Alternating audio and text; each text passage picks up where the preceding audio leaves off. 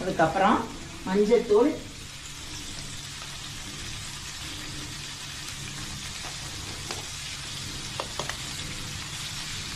மஞ்சத்தூள் ஒரு 1/2 ஸ்பூன்,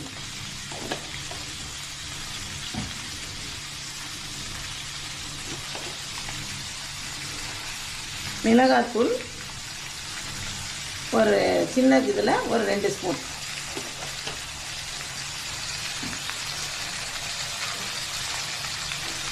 அடுத்து நம்ம வீட்டில் அரைச்ச குழம்பு மிளகாத்தூளில் ஒரு 1/2 ஸ்பூன், 2 ஸ்பூன் போட்டுக்கலாம்.